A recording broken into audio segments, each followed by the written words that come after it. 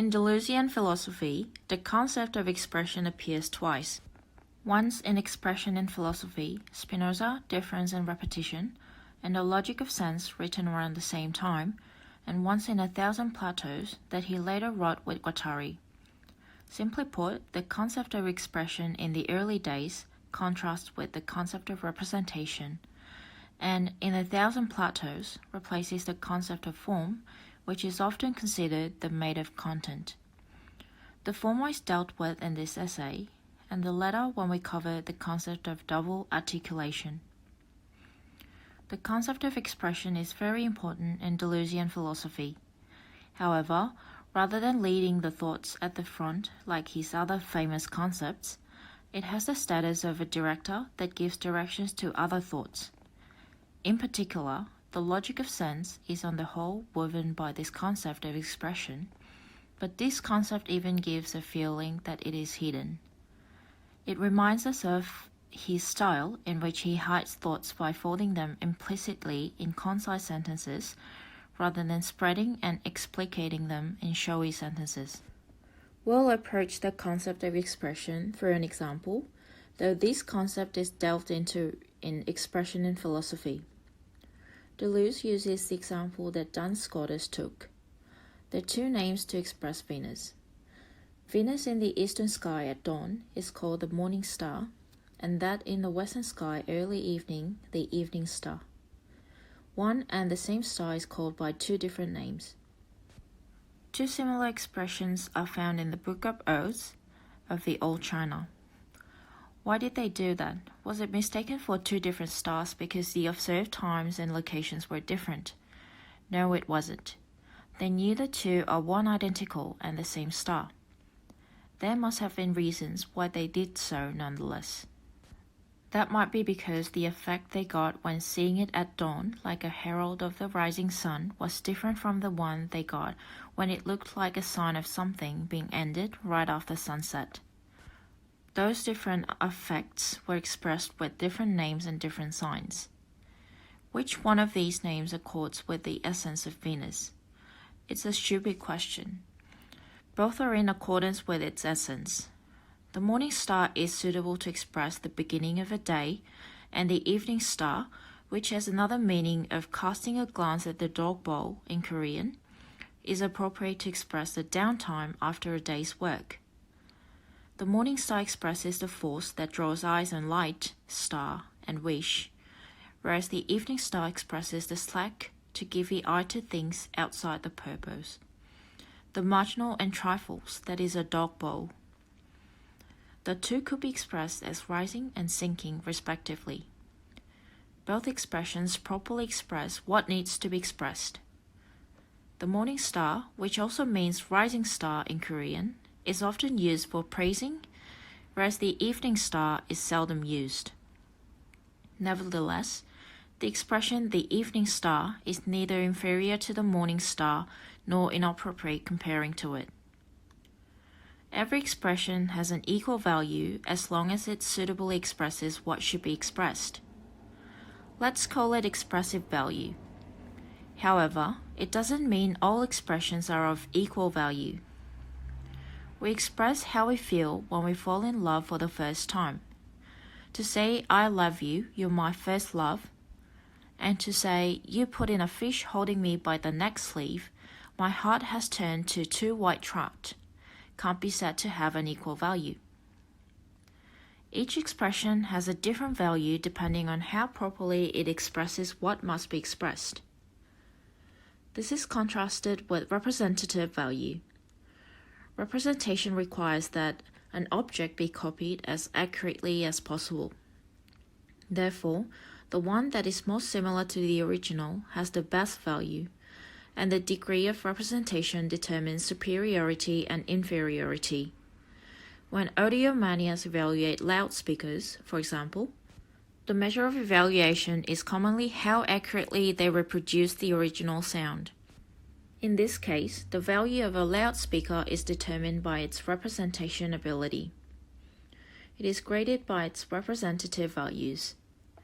However, because the measure of value is the copy of the original sound, we can't help listening to second-class and third-class sounds, incomplete and inferior ones, no matter how expensive and good the speaker is. This is an expensive misfortune for the representationist. Expressionist sees this differently. Sound is vibration, and different musical instrument makes vibration differently. A cello vibrates by the strings being rubbed, whereas a loudspeaker quivers paper to vibrate. It has not an inferior but different expressive ability because the mode of its acoustic expression is different from those of musical instruments. If so, the value of a loudspeaker should be evaluated not by how similarly it represents the original sound, but by how beautiful the sound generated by the expression ability of the quivering papers is. If you have a loudspeaker that generates a truly wonderful sound, it deserves to be evaluated as having an equal value to a musical instrument, even though its tone is different from the sound of a musical instrument. The expressive value is this kind of value. Representative value is transcendent because the original or the model is the measure of representation, whereas expressive value is immanent because the measure is what is intended to express or its own expressive values. Back to the story of Venus, there are two different expressions, namely the morning star and the evening star, for a star called Venus. The one and the same thing, different senses are expressed with different expressions. To rephrase it with Venus as a subject, Venus expresses itself in two different ways with these two expressions. There's no reason for the expressions to be limited to two. There can be numerous expressions to express itself with. Besides, every expression has its own independent value as long as it is adequate for what's to be expressed.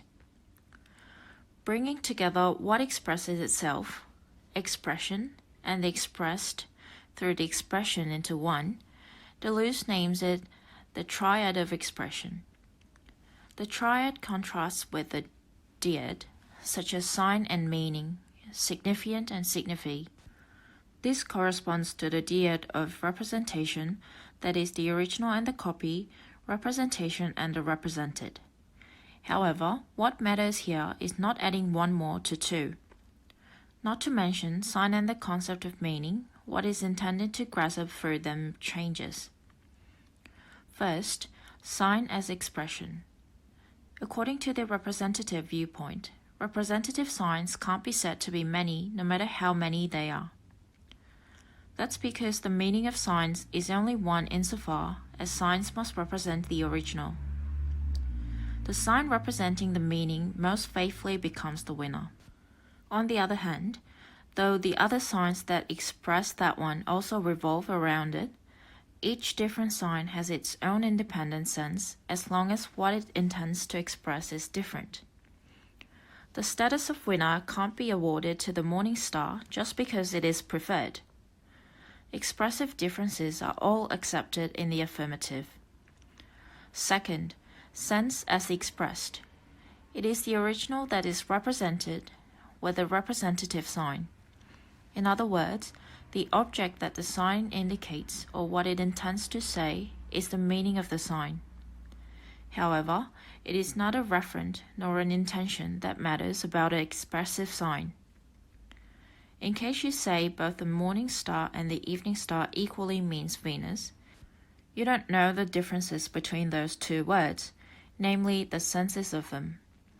If you say the previous two sentences about the first love have the same sense for the reason that both show the same intention, this means you didn't understand those sentences.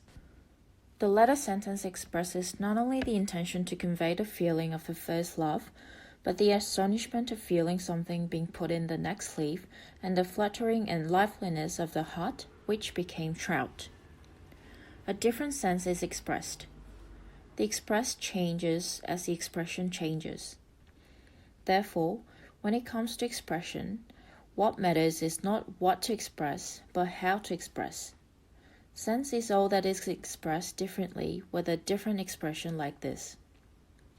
Even though a puppy and a son of a bitch have the same referent, they have different senses. Even the same word has different senses according to the condition and context. A wolf, for example, means evil that threatens the weak when contrasted to a sheep, untamed wildness when contrasted to a dog, black-heartedness when paired with a woman, and lunacy or monstrousness when connected to the full moon. A wolf as a representative sign, in any case, only reminds us of a grey animal with two pointy ears, whereas a wolf as an expressive sign summons all these senses differently on each occasion. Third, what expresses itself? This doesn't mean a referent in the concept of triadic sign. Rather, this means expressive virtuality. Venus can have other expressions besides the morning star and the evening star. A wolf too can have different senses from the above-mentioned ones when the connecting neighbor changes. The word wolf, whose neighbor is not determined, can be said to be nonsense. Many senses, which will be summoned depending on the neighbor, are implied in it. It doesn't mean that there's no sense, but that too many senses are folded in what expresses itself. The power of the concept of expression is more evident in the case where mixing and mutation are problematic, like the human in the myth who is transformed into a werewolf, vampire, or bear rather than a wolf. The later concept of becoming animal is related to this. From the viewpoint of representation, a werewolf, for example, doesn't have its corresponding referent. In the sense of false, it only is a fictional entity and a figment of metaphorical imagination. Representational thinking, of course, doesn't give up the concepts of mimesis and representation here either. Along the way of the concept of mimesis, they will scan down the body dividing it. The head is similar to that of a wolf, and the body is similar to a human's.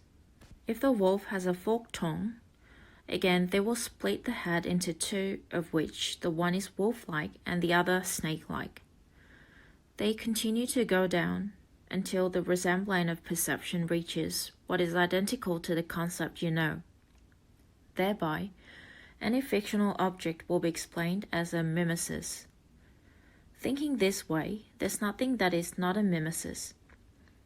An alien flying saucer can also be said to be a mimesis of a saucer on our table. Integrating them into one organism, you'll analogize it to a kind of human calling wolfish man. You'll alert opposing predicates such as be brutal or be evil to that monstrous human. Deleuze says that the identity of a concept, the analogy of judgment, the opposition of the predicate, and the resemblance of perception are quadripartite fetters. From the viewpoint of expression, werewolf is a word that expresses an individual which expresses itself with that word. It is an expression of a certain singularity caused by the unusual character of the object, being neither a human nor a wolf. An unusual force and effect transversing the boundary line between human and animal is expressed with that word. That's the sound of an animal. Somebody said like this listening to Janis Joplin's song. It is not a fiction but an expression of a feeling about the real sound. The listener might say it sounded like a wolf or a wildcat depending on the effect of the sound or the perception and notion of the listener. With those expressions, a certain sound that is neither human voice nor wolf sound expresses itself.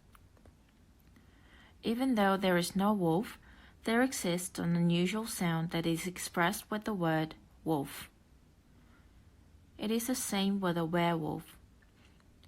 Even though there is no wolf, there exists something worth being called werewolf.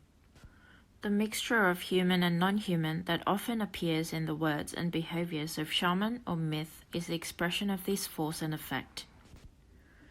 A man who sings in wolf sound or a man who moves fast like a wolf is not a fiction but a real. The same goes for a werewolf. That word has a physical and realistic truthfulness because it expresses the intensive distribution of the forces that run through the body. There's a real that is neither a wolf nor a human, hidden from view by the representation of the words wolf and human. What is important about the word is not representing the combined image of a wolf and a human, but grasping the force and effect expressed with that word. The moment you regard it as just a figment of fictional imagination, what is intended to express with it disappears. When we say expression and the expressed are sign and sense respectively, sign is not linguistic signifiant, and sense is not signify. The werewolf is a signifiant. It is not simply a metaphor or symbol, but expresses a physical reality. To stand on the viewpoint of expression means trying to grasp the real, intensive state expressed with it, even in simile or metaphor. This is the reason Deleuze/Guattari say repeatedly there's no metaphor in Anti-Oedipus. A sign and its sense as an expression belong to ontology more than semantics. We can understand this by the fact that Deleuze elaborated these concepts of expression through the philosophy of Spinoza. In the philosophy of Spinoza, the triad is related to the concepts such as substance, attribute, and mode. Simply put, God, namely substance, expresses itself through disparate attributes. Thought and extension, in plain terms, spirituality and materiality are disparate expressions that God expresses itself with. It is through these expressions that the essence of God is expressed in countless different ways. The same goes for the relation between attribute and mode. Attribute expresses itself through innumerable modes. Each of the modes is a disparate expression of attribute. It is through this expression that the modification of attribute, that is, the production of mode, is expressed. In the philosophy of Spinoza, God means nature. Therefore, it must be said that this concept of expression belongs to the ontology of nature that exists in a variety of modes. Don't you think there's a strong continuity with the position of dealing with even the sense of sign as the real?